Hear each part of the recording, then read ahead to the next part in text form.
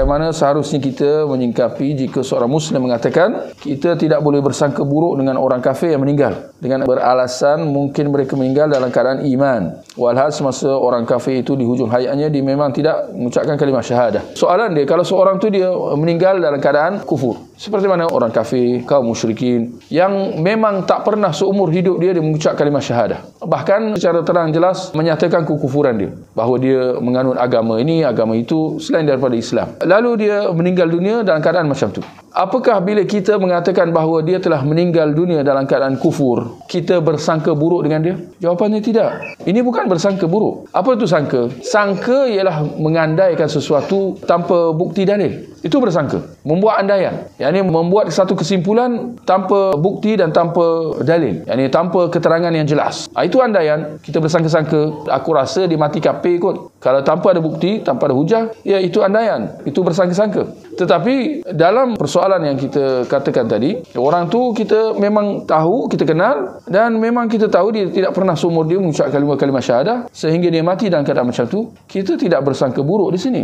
Bahkan kita sekadar menyatakan fakta realiti berdasarkan apa yang kita tahu, bukan berdasarkan apa yang kita tak tahu. Bahkan kita tahu bahawa dia memang bukan Muslim dan dia mati dalam keadaan macam tu. Jadi kita kata ini bukan bersangka buruk, bahkan sekadar menyatakan apa yang zahir pada seseorang itu. Dan kita sebagai Muslim, apakah kita disuruh supaya melihat sesuatu, menghukum atas sesuatu lebih daripada zahir? Apakah kita disuruh supaya melihat batin seseorang? Kita kata mana mungkin? Ma umirna bitanqibil qulub. Bahkan kita tidak disuruh supaya membolak-balik isi hati seseorang. Bahkan itu mustahil. Maka kesudahannya kita hanya mampu berhukum secara zahir. Bagaimana dengan batin keadaan seorang itu? Itu antara dia dengan Allah Subhanahu wa taala. Kalau seorang itu zahir dia Muslim, maka kita wajib hukum dia sebagai Muslim. Boleh tak kita kata kau ni munafik? Orang tu dah mengucap kalimah syahadah, dia solat dan sebagainya. Lalu kita kata dia munafik. Apa bukti? Kalau tak ada bukti, tak boleh, tak wajar berkata sedemikian. Demikian sebaliknya. Kalau seorang itu zahir dia